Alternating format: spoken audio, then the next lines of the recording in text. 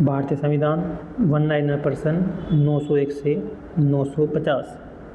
भारतीय संविधान अनुच्छेद 243 जी पंचायतों को कार्य करने का अधिकार देता है। नगर पालिका के लिए 74वां संविधान संशोधन 1992 में 1993 में लागू हुआ है।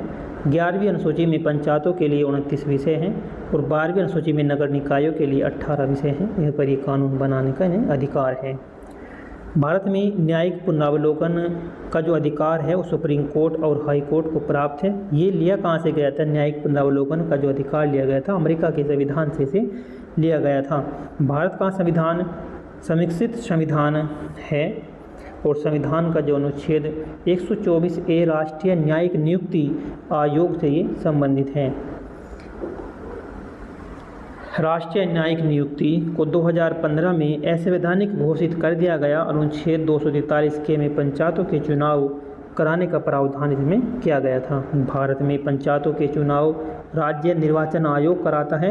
अनुच्छेद 280 के अनुसार वित्त आयोग राष्ट्रपति के द्वारा नियुक्त किया जाता है। राष्ट्रीय विकास परिषद की स्थापना 1992 में की गई थी और नीति आयोग की स्थापना 1 जनवरी 2015 को हुई थी।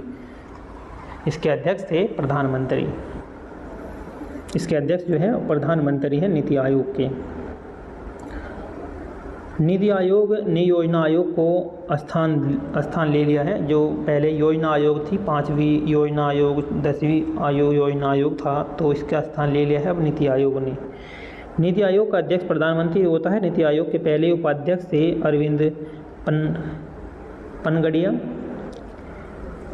और नीति आयोग एक नियतिवादी संस्था है। भारत में चुनाव आयोग को संविधान के अनुच्छेद 324 के तहत स्थापित किया गया था। भारत में एकल नागरिकता की व्यवस्था है। यह ब्रिटिश संविधान से ली गई है।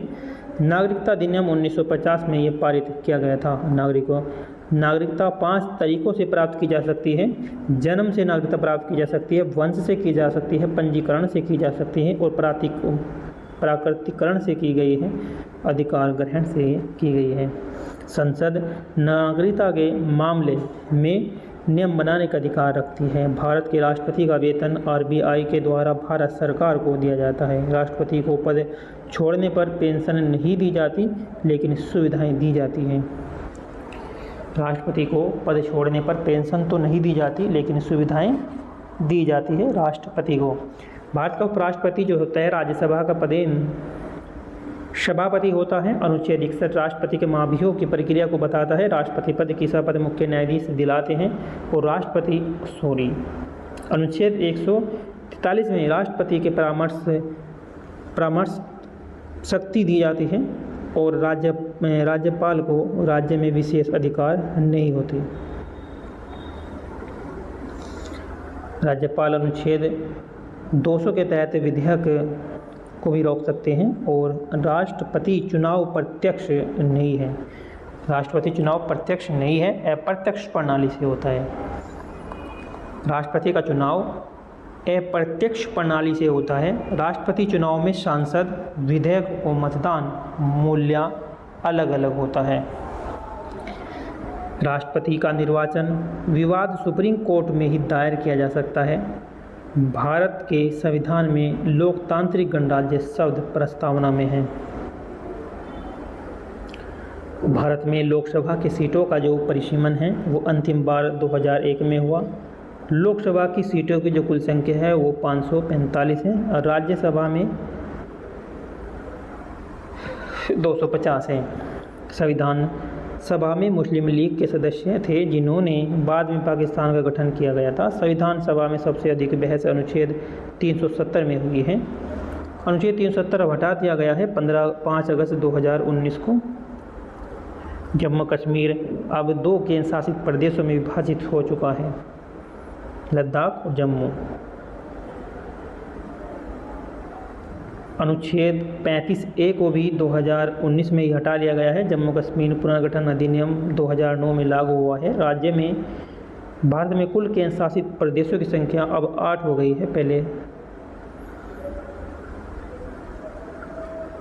7 थी, अब 8 हो गई है। और संविधान का अनुच्छेद ए, संपत्ति का अधिकार अब कानूनी अधिकार बन चुका है।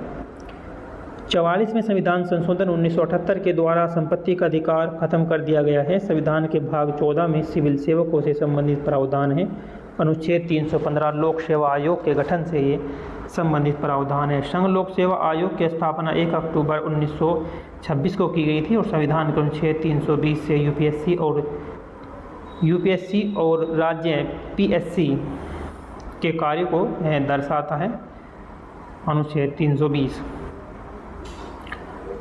तो ये थे क्वेश्चन 901 से 950 तक है इसमें फैक्ट। इससे आगे नेक्स्ट वीडियो में देखते हैं से अगले क्वेश्चन जो हैं